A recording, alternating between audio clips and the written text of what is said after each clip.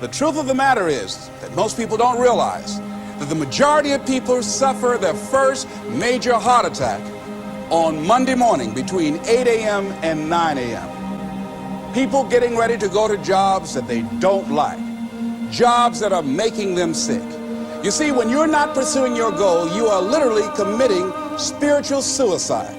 So society gets wrapped around becoming a part of a machine. Society, instead of becoming a bunch of individuals that are expressing themselves in unique ways, and everybody sort of borrows and shares and sells this and you sell that, and we all sort of figure out how we can contribute in a society, we got sidetracked and diverted into these boxes that they call companies and corporations, and we got stuck into these containers that they go cubicles or offices, and we got forced into this system. So our time, instead of it being invested in making pottery or fixing cars or doing something where you have a passion or you have some sort of a connection to, instead of that, you've sold your life. The world is loading his back with burdens. You're a beast of fucking burden. You're supposed to go to school. You're supposed to pass your tests. You're supposed to do your homework. You're supposed to clean your bedroom. You're supposed, right?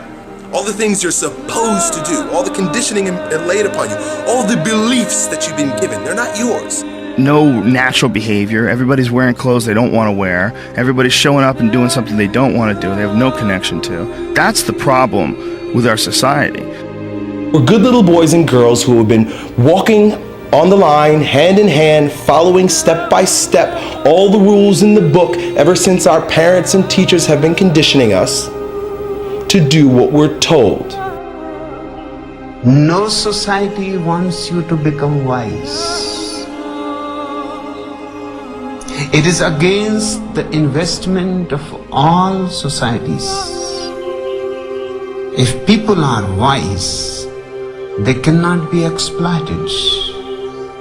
If they are intelligent, they cannot be subjugated.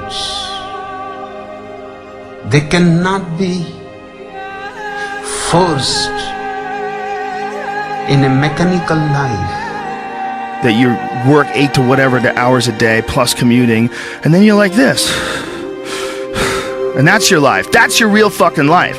To step outside the bounds of the mental slavery that you're holding on to that was imposed on you by your parents, the teachers, society, and all of the institutions at large. They want to keep you mediocre, bland, vanilla, a square person in a square hole.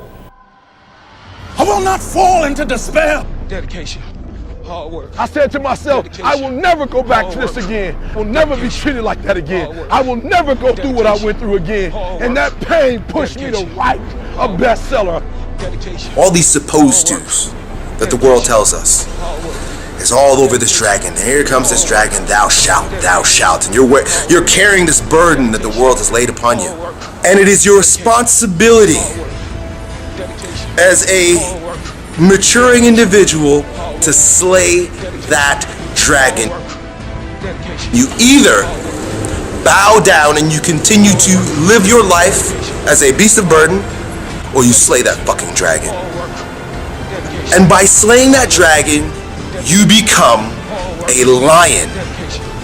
And that lion's name and his attitude is I will and no. Dedication, hard work. I'm a one-man army. One-man army. The world can go against me. I'm still come on top. I got God on my side. What is it that will make it worth it for you?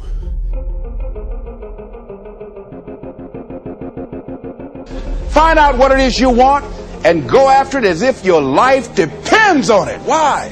Because it does. People that have found their passion, people that found the things that they love, people that have found the things that they can pour their lives into, those people live longer. Express something creative. Be who you are from the depths of your heart, regardless of what anybody else thinks. And so I'm trying to encourage everybody out there, take advantage of life. Get busy living. Man, for real, the window closes so quickly on life and on opportunities. And so when you got an opportunity, you got to take it. You feel me? When you have an opportunity, you got to take it.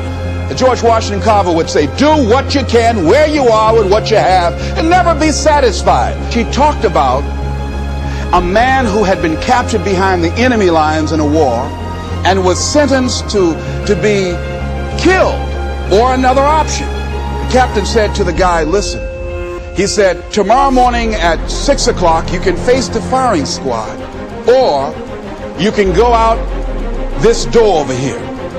And the guy said, what's out the door? He said, no one knows. All we can tell you is just unknown horrors. He thought, and the next morning he selected the firing squad. After the shots rang out, the captain's secretary said, what's beyond that door? And he said, freedom. And so I was blessed because I went through so much pain that pain actually pushed me. Oh, you better hear what I'm telling you today. I'm telling you that pain pushed me to prosperity. That pain pushed me to greatness.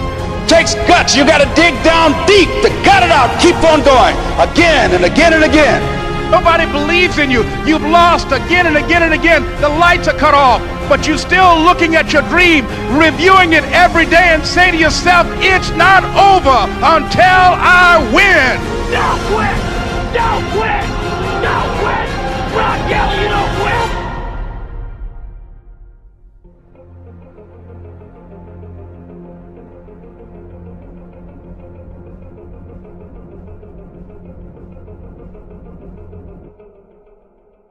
Yeah, look at you with your manicured fingers.